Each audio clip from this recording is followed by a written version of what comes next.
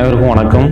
இப்போ நம்ம எங்கேருந்து பேசுகிறோம் அப்படின்னு பார்த்துக்கிட்டிங்கன்னா குட் சமரிட்டன் சேரிட்டபிள் ட்ரஸ்ட். இது நேசரத்தில் இருக்குது, தூத்துக்குடி மாவட்டம். ரோட்டில் அலையிறாங்கல்ல, ரொம்ப மோசமாக முடியெல்லாம் வளர்த்துட்டு அவங்கள பார்க்குறக்கே நம்ம மக்கள் அவங்க பக்கத்தில் கூட நிற்க முடியாது. ஏன்னா அவ்வளோ ஸ்மெல்லு இருக்கும். நம்ம ஒரு உதவி பண்ணுறது கூட அவங்களுக்கு பக்கத்தில் போக முடியாது. ஏன்னா ரொம்ப மோசமாக இருப்பாங்க, பயங்கரமாக இருப்பாங்க, மனநலம் பாதிக்கப்பட்டவங்கள. அவங்கள தான் நாங்கள் எடுத்து வந்து அவங்களுக்கு ஹேர் கட் பண்ணி அவங்களுக்கு வேண்டிய ட்ரீட்மெண்ட் எல்லாம் கொடுத்து அவங்க நல்லான பிறகு போலீஸ் ஸ்டேஷன் மூலியமாக தான் எடுக்கிறது, ஒப்படைக்கிறது எல்லாமே ஸ்டேஷன் மூலியமாக தான்.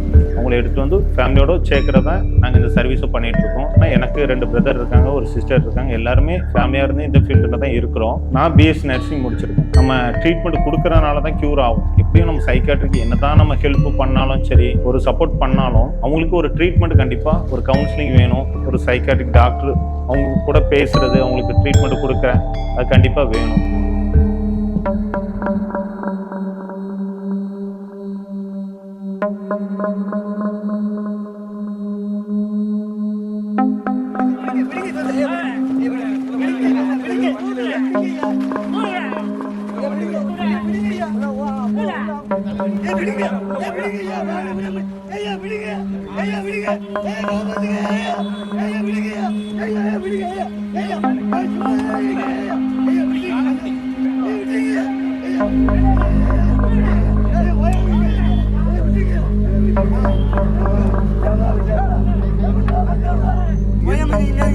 உனக்கு எந்த ஊரு? ஊர்ல கொண்டு விட்டு ஒன்றும் பிரச்சனை இல்லை. நல்லா தான் பேசுறாங்க, ஒன்றும் முடியல.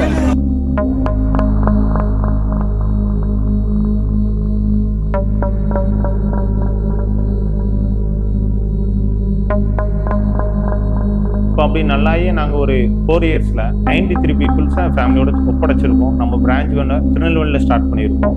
அங்கேயும் 25 மெம்பர்ஸ் இருக்கிறாங்க. எனக்கு வயசு ஒரு 25 இருக்குது.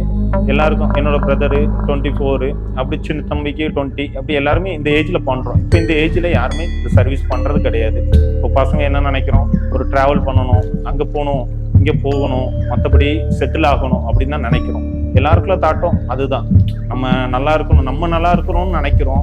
ஆனால் இப்போ நம்ம ரோட் சைடில் பார்க்குறோம், எவ்வளோ மக்கள் ஒரு சின்ன வயசு 20 வயசே இருக்கட்டுமே, அந்த பையனுக்கு முடியாமல் இருப்பான், மனநலம் பாதிக்கப்பட்டிருப்பான். ஏன்னா அவனுக்கு ஒன்றுமே என்ன பண்ணுறன்னு கூட சுத்தமாக அவனுக்கு தெரியாது.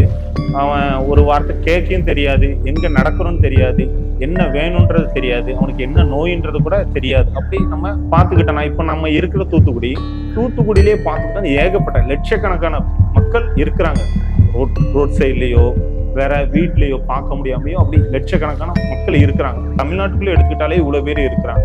அப்போ மற்ற மாநிலங்கள் இருக்கட்டும், இப்போ கர்நாடகாவாக இருக்கட்டும், வேற பீகாராக இருக்கட்டும், அங்கே மேலே உள்ள எல்லாமே ஒரு இந்தியாவை நம்ம எடுத்துக்கிட்டோம்னா ஏகப்பட்ட ஜனங்கள் வந்து ரொம்ப கஷ்டப்பட்ட சூழ்நிலையில் இருக்கிறாங்க. பசினால இருக்கட்டும், ஒரு மனநல பாதிப்புனால இருக்கட்டும், ட்ரக்ஸ்க்கு அடிக்ட் ஆகி இருக்கட்டும், ஏகப்பட்ட ஜனங்கள் நம்ம பார்க்குறோம். இப்போ ரோட் சைட்லலாம் நிறைய பேரை பார்க்குறோம், வைக்கிறோம். நம்ம ஒரு ஃபுட்டை வாங்கி கொடுத்துட்டோன்னா அவங்களுக்கு அந்த நேரம் பசி போகும். ஓகே, அது ரொம்ப நல்லது தான், நல்ல விஷயம் தான்.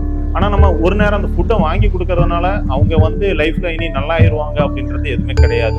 ஒரு நேரம் நம்ம துணியை வாங்கி கொடுக்கறதுனால அவங்க லைஃப்ல நல்லா ஆகி இனி அவங்க லைஃப் செட்டில் ஆயிட்டு அப்படின்னு நினைக்க முடியாது. நம்ம இப்போ ஒர்க் பண்றோம், நமக்கு இவ்வளவு சேலரி வருது, சரி ஒரு நேரம் ஃபுட்டை வாங்கி கொடுக்கறது ரொம்ப நல்லதுதான், விஷயம் தான். ஆனா அவங்களுக்கும் ஒரு லைஃப் நம்ம ஏற்பாடு பண்ணி கொடுக்கணும். எத்தனையோ என்ஜிஓஸ் இருக்கு, எங்க என்ஜிஓஸ் மட்டும் கிடையாது, நம்ம இந்தியாவில் எடுத்துக்கிட்டனாலே ஏகப்பட்ட என்ஜிஓஸ் இருக்கு.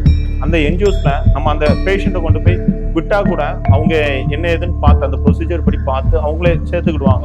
அவங்களுக்கு அங்க வேண்டியது, அவங்களுக்கு கண்டிப்பா ஒரு உறைவிடம் வேணும், உணவு வேணும், அப்புறம் மருத்துவம் வேணும். இப்போ நம்ம அங்க கொடுக்குற ட்ரீட்மெண்ட்ஸ்ல அவங்க கியூர் ஆன பிறகு ஃபேமிலியை இன்ஃபார்ம் பண்ணுவாங்க. அப்போ ஃபேமிலி இன்ஃபார்ம் பண்ணா அவங்க குடும்பத்தோட நல்லாயி போவாங்க.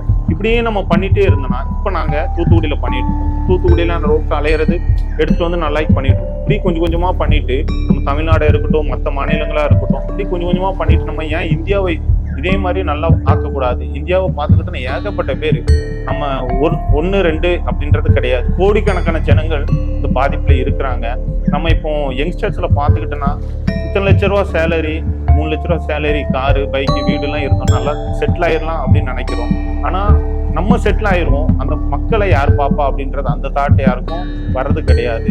இப்போ இருக்கிற ஃபேமிலி சிச்சுவேஷனாலேயே எங்கே போய் செட்டில் ஆகணும் அப்படின்னு நினைக்கிறோம். இப்போ செட்டில் ஆகுற ஏரியா ஓகே தான். இப்போ நம்ம கனடாவாக இருக்கட்டும், துபாயாக இருக்கட்டும், வேற வெளிநாடுகளே இருக்கட்டும், அங்கே நீங்கள் பார்த்துக்கிட்டிங்கனாலே ஒரு ரோட் சைடில் அந்த நம்மள இங்க இருக்கிற சூழ்நிலை மாதிரி அந்த மக்கள் அங்க இருக்க மாட்டாங்க. ஆனா நம்ம இந்தியாவை எடுத்துக்கிட்டோம்னா பார்த்தோம்னா அவன் குப்பையில இருப்பான், அப்படி ரொம்ப மோசமா குப்பையில இருப்பான்.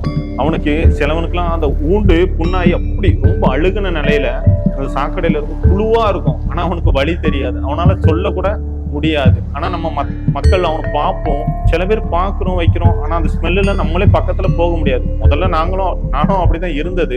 இவங்க நமக்கு தெரிஞ்சவங்க, இவங்களுக்கு தான் நம்ம ஹெல்ப் பண்ணணும், இவங்க நமக்கு நல்லா தெரிஞ்சவங்க, அவங்களுக்கு தான் ஹெல்ப் பண்ணணும் அப்படின்னு கிடையாது.